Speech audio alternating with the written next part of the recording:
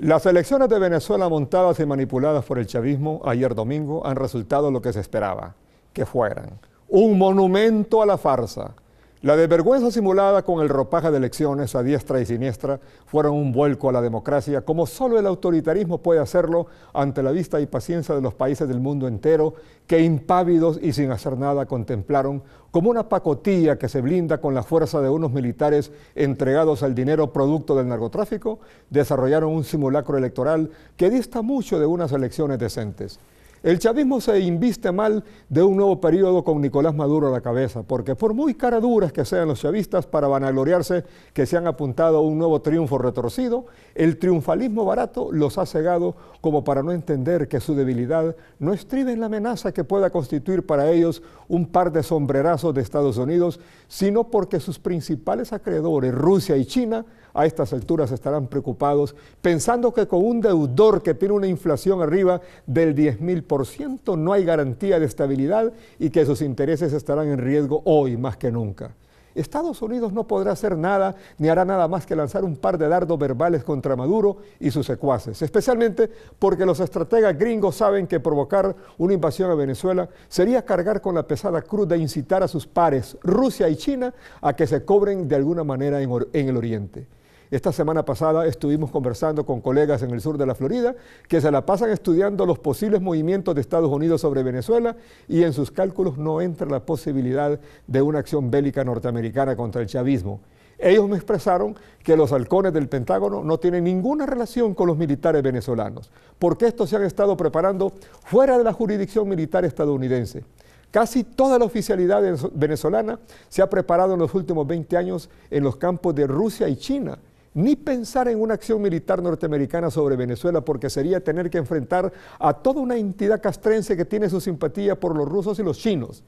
La ascendencia de los militares venezolanos es algo que debe contarse si se llegara a pensar en una posible invasión armada sobre Venezuela, por lo que los estrategas gringos creen que es preferible que sean los chinos y los rusos los que, empleando la lógica elemental de sustituir a un aliado inconveniente, propician la salida de Maduro en el menor tiempo posible, porque la farsa electoral practicada por los chavistas ha sido tan burda que ni el más contemplativo de los aliados pecaría en la ingenuidad de defender las elecciones maniobradas por un chavismo desesperado por mantenerse en el poder a como dé lugar, sabiendo que una vez fuera les espera la justicia internacional para castigar a Maduro, a Diosdado Cabello y al resto de cabecillas de un sistema oprobioso que tiene sumidos a los venezolanos en la miseria y en la desesperación. Y como el sistema que les heredó Hugo Chávez no da para más porque regaló todo el petróleo a Fidel Castro y a sus hermanos, al gobierno nicaragüense de Ortega y al Frente Farabundo Martí de El Salvador, y algún dinero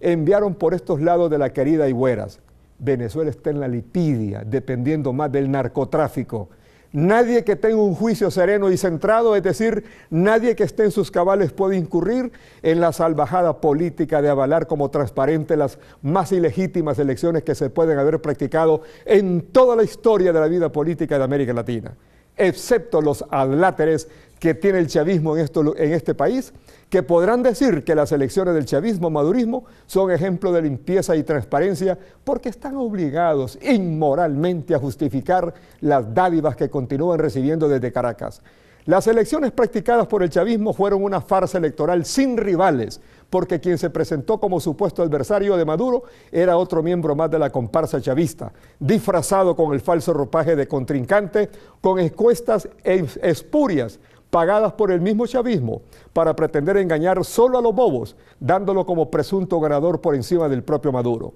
Pero con doña Tibisay Lucena como mandamás del Consejo Electoral Chavista, cualquier otra persona de posición de adversario sabe que con esta señora hasta el más ceñudo muerde el polvo antes de caer doblado. Porque desde que los chavistas perdieron el control de la Asamblea Nacional, decidieron no dar ninguna tregua a la oposición y aunque el fraude les costara la desvergüenza ante el mundo entero, jugaron a amarrar todas las elecciones futuras sin dar la mínima oportunidad a la oposición. Un 80% de los venezolanos están contra el chavismo, pero el chavismo gana porque tiene las armas y los militares comprados con el dinero del narcotráfico. Y como Estados Unidos está imposibilitado de actuar por lo antes expuesto, serán los rusos y los chinos quienes, no queriendo arriesgar lo mucho que pueden perder en Venezuela, los que en cualquier momento determinarán la salida de Maduro.